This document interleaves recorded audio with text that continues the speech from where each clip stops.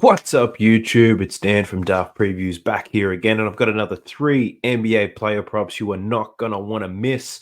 I've got a recap on our last video. It will be at the end, so please watch it all the way through. But our very first pick, I'm loving Julius Randle from the New York Knicks. I'm taking him over 24.5 points. Now, Julius Randle's only covered this line of 12 of 29 games this season, on his way to averaging 22.9 points per game, yet we see his line 2 points higher than that. I do like his over in this one. We've seen since Mitchell Robinson went down, Julius Randle's been much more aggressive in attempting to score the ball. He's averaging 26.8 points per game over his last 8 games. In his last 4 games against the OKC Thunder, he's covered 25 plus points in all games, although it has been over a year since they matched up. Another mention since Mitchell went down. So I've got a graph up here of his last 8 games.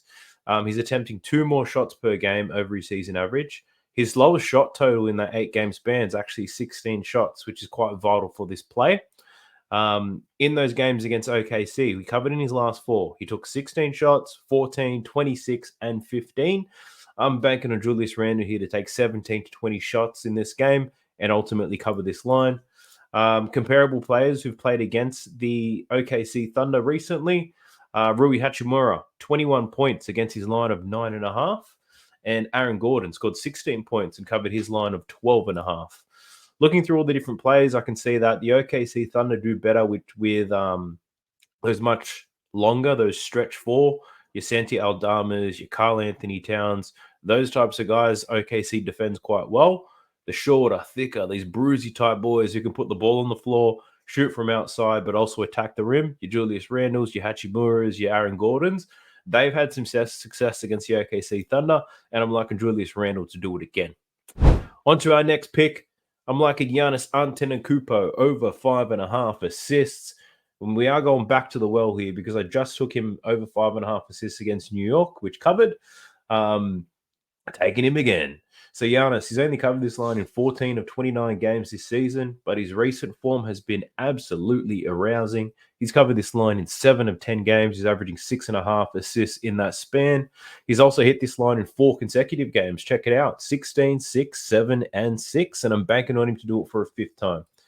So looking at his potential assists on the season, he's averaging 10.9 potential assists. He's second behind Dame. Although over his last 10 games, we've seen this increase to 11.7 potential assists, which is 2 higher than Dame. Over this 4-game stretch where he has covered this line, he's averaging 14 potential assists and 8.8 assists. Over that 10-game stretch, we've seen pretty high shooting percentages from all of his favorite targets. We've got Dame, Malik Beasley, Bobby Portis, Chris Middleton, and Lopez. So those 5 players shoot the ball 43% of the time after Giannis passes on the ball. And this is over this 10-game stretch. And I'm confident that he's going to find them once again. Up against the Brooklyn Nets, who Giannis has scored very well against in the past. He hasn't had many assists in the past, but he has been passing the ball. His teammates just haven't made shots. So I'm ultimately banking on him to be aggressive, getting to the rim. For the Brooklyn Nets to say, no, we don't want you in here, bro. And then for Giannis to kick it out for these shooters. And for these shooters to cash. So like in Giannis, over 5.5 assists. We're also getting him for better odds this time too. So get on it. I also just wanted to pause for a moment to say thank you for all the support that I got on my most recent video. It actually racked up 1,000 views, which is rare for me. So all the likes, comments, and overall support you guys have been giving me are going a long way. We're currently at 1,300 subscribers at the moment, and I want to see this grow. So keep smashing that like button. Sub to the channel if you haven't already. And please, watch the video all the way to the end to help the algorithm push this video out to more people. Let's go. On to our final pick. I'm taking my man again, Daniel Gafford. But I am looking at his rebounds, over 7.5 rebounds. I know we just took him to cover his points line, which he did. Taking him for rebounds today. So his form against the Raptors this season, that's one thing I'm going to be talking about. But I'm also going to be talking about how the Raptors have been defending centers more recently. So Gafford, his rebounding form is patchy as hell. It's more patchy than my weak-ass beard, but he's only covered in 12 of 26 games this season. He is averaging 7.7 rebounds per game, though. His recent form is just unpredictable. He's covered in 5 of his last 10. He's averaging 8.2 rebounds per game. So his good rebounding games are very dependent on his matchup, and I do like his matchup against the Raptors today.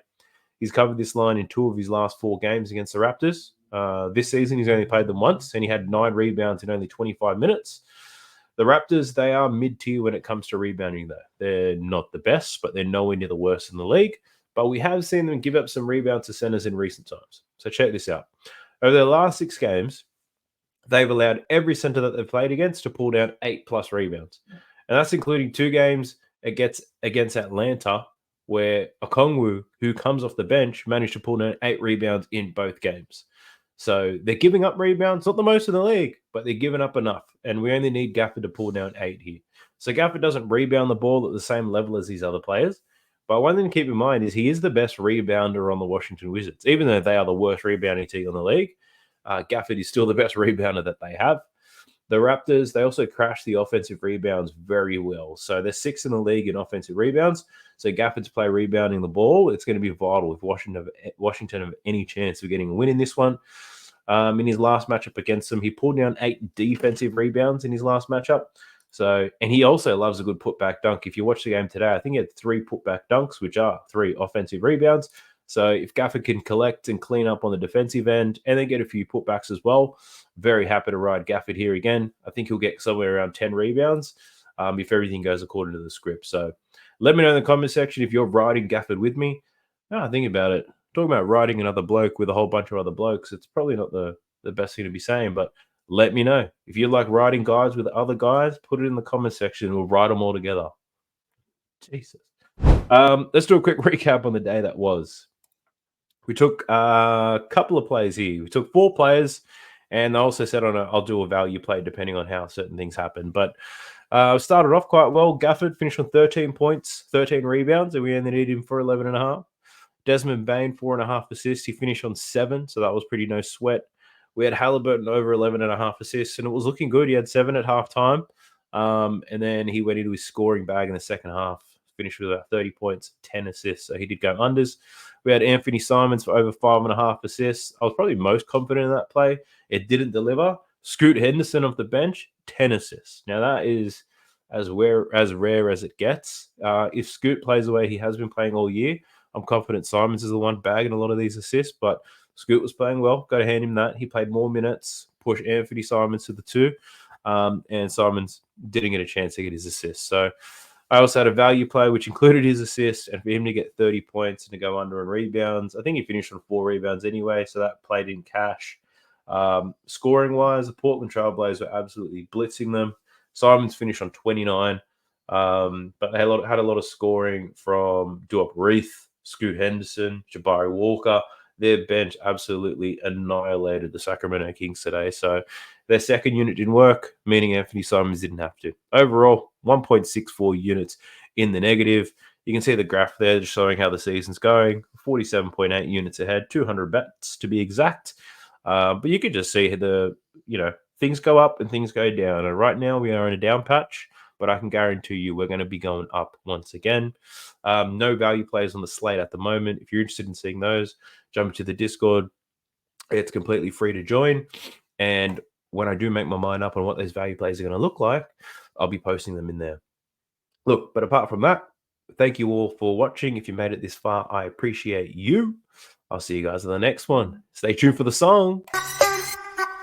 Sub to the channel cause your boy's getting busy. Coming to you live from the west side of Sydney. We've got the free picks and the juice and the daily. It's all free, you don't even have to pay me.